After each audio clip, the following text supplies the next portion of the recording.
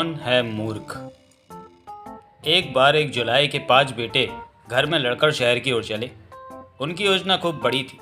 शहर जाकर एक मिल खोलेंगे, ढेर सारी खड्डियाँ लगाएंगे और खटाखट कपड़े बुनकर मालामाल हो जाएंगे। जब सारा प्लान बन गया तो एक ने याद दिलाया, कपड़े बुनने के लिए रुई कहाँ से लाओगे? सबसे बड़े ने बताया, शहर में भी तो किसान होंगे, उनकी सारी कपास उधार ले लेंगे, हाथ में धन आते ही चुका देंगे। और खड्डियाँ, जंगल में लकड़ी काम है क्या? वहाँ पेड़ों से लकड़ी काटेंगे और काट छाट कर खड्डियाँ कर तैयार कर लेंगे। आदमी कमर कस ले तो क्या नहीं हो सकता। चलते चलते रात हो गई। सामने दूर एक गांव दिखाई दिया। वहाँ रात काटने की सोचकर वह उधर मुड़े। आगे एक सपाट बंजर मैदान आ गया। आकाश में चंद्रमा चमक रहा था और उसकी चांदनी में वह मैदान भी चांदी की तरह चमक रहा था। उसे पोकर समझ पांचों वहीं ठिठक कर रुक गए। बड़े भाई ने मंझले को भेजा कि देख कर आओ कितना बड़ा पोखर है। वह कुछ दूर तक देख कर लौट आया और बोला, बड़ा तो काफ़ी है पर घूम कर जाया जा सकता है। बड़े ने डांट पिलाई, घूम कर क्यों?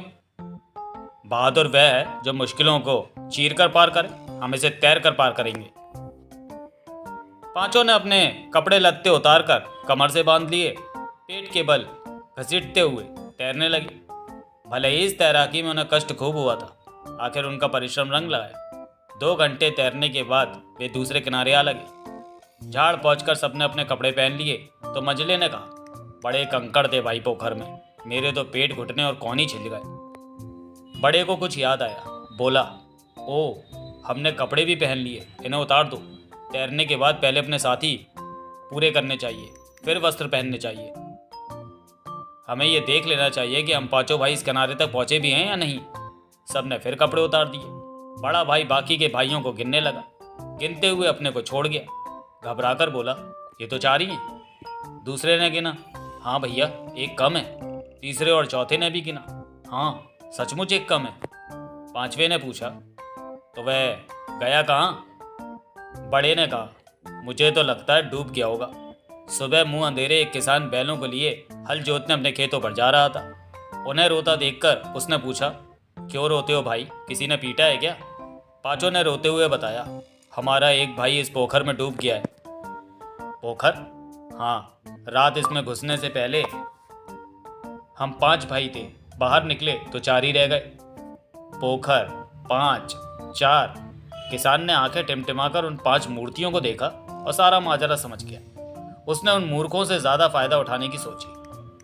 बोला, अगर मैं तुम्हारा 5वां भाई जीवित कर दूं तो तुम्हें मेरे खेतों में 2 साल तक काम करना पड़ेगा। जी, फिर तो हम आपके मुफ्त के नौकर हो जाएंगे और आपका एहसान जीवन भर नहीं भूलेंगे। अच्छा तो लाइन में खड़े हो जाओ। पांचों रोना धोना छोड़कर कतार बांधकर खड़े हो गए। किसान ने बारी बारी पांचों की पीठ पर धौल जमाई और गिना, 1, 2, 3, 4 और ये पूरे 5। पांचों भगवान भगवान कहते उसके कदमों में लौट गए। इस तरह शहर में मिल खोलने चले जुलाई के बेटे किसान के मुफ्त के नौकर बन गए। 2 दिन बाद किसान ने उन्हें सुबह ही कपास की निराई करने भेजा। उन्हें बताया गया कि खेत से जरूरी पौधे छोड़कर आलतू फालतू झाड़ झंकाड़ खोदकर अलग निकाल देना। शाम तक उन्होंने कपास के सब पौधे उखाड़कर खेत के किनारे किनारे ढेर लगा दिया। खेत में छोड़ी 4 बैलें, 2 खरबूजे की और 2 तरबूज की। उन्हें हैरानी तो इस बात की हुई कि इतने बड़े खेत में किसान ने काम की केवल 4 बेलें लगाई। हम होते तो लहर बहर कर देते, पर किस्मत। किसान को 5 मुफ्त के नौकरों का लालच था, इसलिए वह इस क्षति को भी पी गया। अपने दूसरे खेत की देखभाल उसने अपनी निगरानी में करवाई। कपास तैयार हो गई तो उसे अपनी नई गाड़ी में भरकर पांचों को मंडी में बेचाने के लिए भेज दिया। पांचों भाई बैलगाड़ी हाँकते हुए चल पड़े। राह में एक रेतीला मैदान आया। गाड़ी उसमें उतरते ही चिर चूं करने लगी। बड़े भाई ने चेतावनी दी, लगता है गाड़ी को ताप चढ़ गया, देखो कैसे हुंकार भर रही है। मंझले ने अपनी ताकत भिड़ाई, लू लग गई होगी। दूसरा बोला, भरी दोपहरी में मंडी भेज दिया जाट ने, लू ना लगेगी तो क्या ठंड लगेगी? देखभाल का तो ज़रा भी ख्याल नहीं है। मूर्ख हो, हम होते तो अपनी संतान की तरह पालते। तब तक रेत खत्म हो गई थी।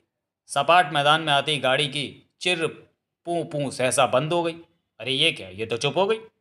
सबने उतरकर गाड़ी को वहाँ से टटोला। कहीं कोई आवाज़ नहीं, नब्ज नहीं। इस डॉक्टरी परीक्षा के बाद बड़े भाई ने ऐलान किया, गाड़ी मर गई है। कपास का ढेर बनाया गया, उस पर गाड़ी को ढकेल कर चढ़ा दिया और चिता में आग लगा दी। चिता जल गई तो उन्होंने लोहे की कीलें आदि चुन ली। इन अस्थियों को नदी में प्रवाह करके बैलों को हाँकते हुए वे घर लौट आए। किसान ने इस बार उन्हें फिर कुछ नहीं कहा। 5 नौकरों को कैसे छोड़ता। हाँ, वैसे उन्हें खेती के काम से हटाकर पशुओं की देखभाल पर लगा दिया। घोड़ी की देखभाल के बारे में उसने खास वार्निंग दी, ये खोनी नहीं चाहिए। जी, बेफिक्र रहो मालिक, अगर इसका बाल भी बाका हो जाए तो आप हमें 100 गालियाँ देना। कुछ दिन तो ठीक रहा, फिर एक दिन आधी रात को पाँचों ने किसान को झकझोर कर जगाया और बताया, आप हमें 100 गालियाँ दे लीजिए, हुजूर घोड़ी खो गई है। किसान दांत पीस कर रह गया। उन्हें इस काम से भी हटाकर उसने घर की देखभाल, पानी भरने, कपड़े धोने और बर्तन मांजने पर लगा दिया। सर्दियों के दिन थे। किसान और उसकी बीवी बच्चे कहीं बाहर गए हुए थे। घर में बस बीमार बूढ़ी माँ थी। उसे ठंड लगने से बुखार चढ़ गया था। वह तप रही थी। एक भाई को याद आया, एक बार जब किसान का खुरपा धूप में पड़ा पड़ा यूं ही तपने लगा था तो किसान ने उसे रस्सी से बांधकर कुएं में डुबकियां लग दी थी। यह नुस्खा उसने अपने भाइयों को बताया। सबने सोचा ये एक अच्छा मौका है, अगर वे फ्री फंड में बुढ़िया को भली चंगी कर दें तो किसान किसान खुश हो जाएगा और उनसे जो गलतियां हो चुकी हैं उन्हें भी भूल जाएगा। उन्होंने बुढ़िया को चारपाई की रस्सियों से बांधकर कुएं में लटका दिया। ठंड, बुखार और फिर कुएं की डुबकियां। बुढ़िया 4 डुबकियों में ही परलोक पहुंच गई। ठंड से अकड़कर उसके होंठ खुले रहे। इस इलाज के बाद उसे ऊपर खींचने लगे तो एक ने झांक कर देखा, बुढ़िया ठीक हो गई, देखो कैसे हंसती हुई ऊपर आ रही है।